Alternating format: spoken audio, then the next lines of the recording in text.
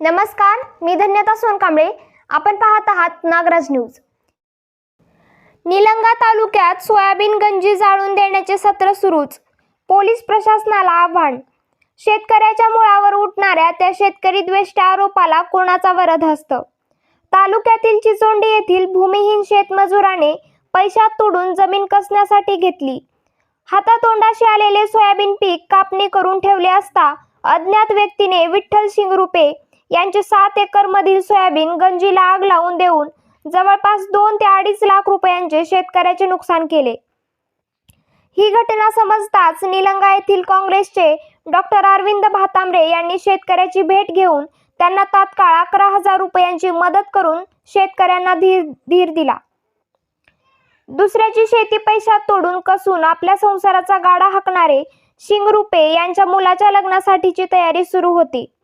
ज्या शेतकऱ्याची जमीन कसण्यासाठी घेतली त्याचे पैसे देणे, मजुराची मजुरी, बियाणे व खतासाठीचा खर्च, कुटुंबावर कर्जाचा डोंगर अशा अनेक संकटात सापडलेल्या विठ्ठल शिंगरुपे यांच्यावर मोठे संकट कोसळले आहे.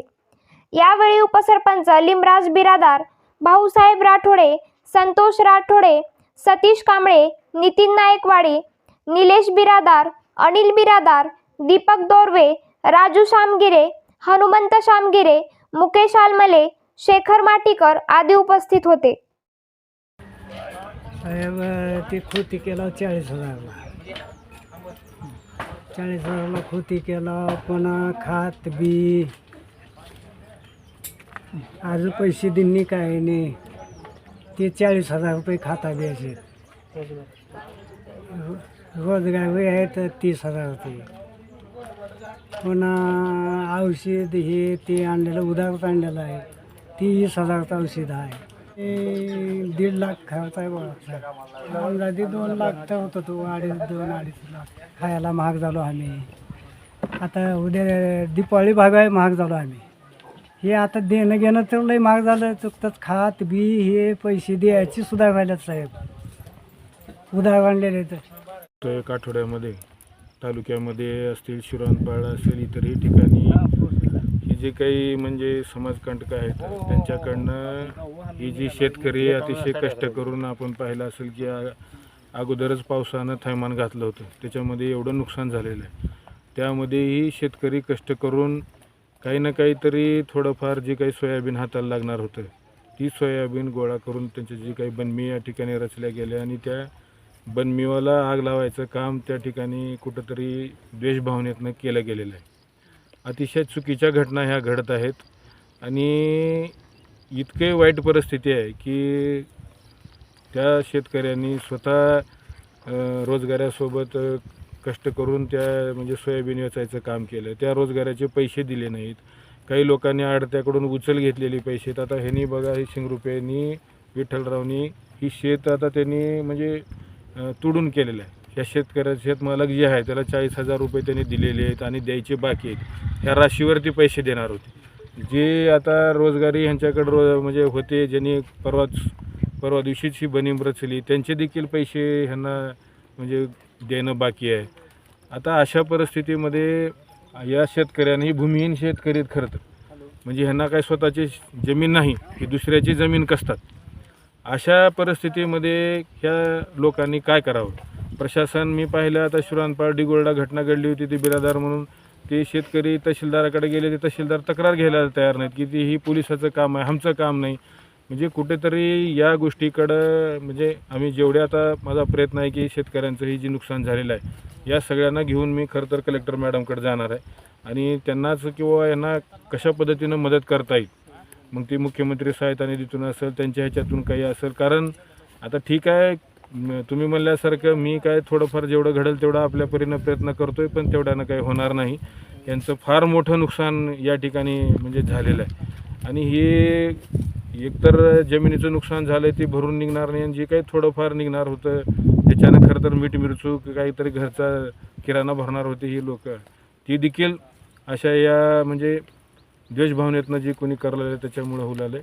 तर हे अतिशय चुकीचं आहे. पोलीस प्रशासनाला देखील मी विनंती करतो की हे कोण केलं काय बघा. जर थोडाही जर तपास केला तर ही लोक सापडू शकतात आणि 1-2 जरी सापडले आणि त्यांना जर कडक जर शिक्षा केली तर पुढचे जे कोणी असे आहेत करणाऱ्यांना त्याचा वचक बसू शकतो. थोडं आता संशयित इथं आजूबाजूचे राहतात, परगावचं तर कोणी येऊन लांबचं कोणी ही गोष्टी करत नाही. आणि खरं तर असे अतिशय कष्ट करणाऱ्या माणसाबद्दल कुणी अशा पद्धतीचं म्हणजे कुठं तर चुकीचं वागून दुश्मनी काढणं हे अजिबात बरोबर नाही. हे ज्यांना आता मी भेटलो आहे त्यांच्या काय एवढ्या तीव्र भावना आहेत. मी मगाशी त्याला म्हणलो की असं आपला जसं एखादी जवळचं घरचं माणूस गेल्यावर जसं दुःख होतं की नाही आपल्याला, त्या पद्धतीचं खरं तर या शेतकऱ्यांना बांधवांना भेटायला आल्यानंतर ही दृश्य आता तुम्ही बघता ही जळाले म्हणजे ही खरं तर ही पैसे जळाल्यासारखं आहे, सोनं जळाल्यासारखं आहे. पण करणार काय, नाईलाज आहे. आणि जे काही आहे तर ते बघितलं मी की गरीब शेतकऱ्याचं सुलालं आहे लिमराजी सरपंच साहेब. गरीब शेतकरी जे कष्ट करू राहिले त्यांच्याच वाट्याला येऊ लागले. तर हा प्रकार थांबायला पाहिजे. मी कलेक्टर मॅडमना भेटणार आहे, SP ना देखील भेटून विनंती करणार आहे की पोलीस प्रशासनानं देखील यामध्ये जल्दीत जल्दी दखल घेऊन जे कोणी म्हणजे कारवाई करावी आणि त्यांना कडक शिक्षा करण्याचं नियोजन करावं अशी मी विनंती करणार. त्या अधिकारी असतील, राजकीय नेतृत्व असेल, त्यांनी खरं तर यांना भरीव प्रकारची मदत करण्याचा प्रयत्न करायला पाहिजे आणि करायलाच पाहिजे. प्रयत्न काय, मदतच करायला पाहिजे असं आमचं मत आहे. आता कसं करावं, आम्ही का करून खाणारे माणसं रोजगार होईना गेले म्हणून शेत करून खाऊ लागतं, असलं करायला कसं करावं, कसं जगावं, आम्ही का खावं. शिवारात गेलं तर शेतनी, गावात आलं तर बसाय घर नाही, आम्ही कुठं जगावं, कसं जगावं. आमच्या मागे हात धुवून लागल्यावर का करावं आम्ही सांगा.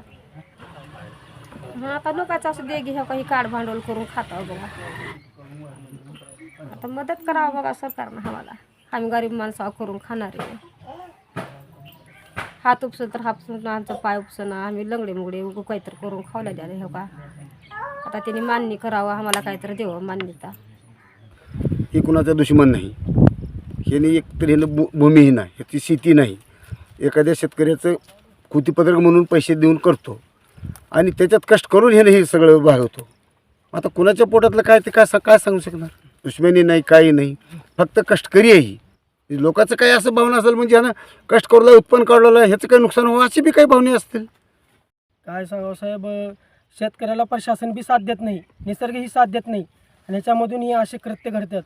एकामागे एक सलग काही ना काही अडचणी भरपूर येत आहेत.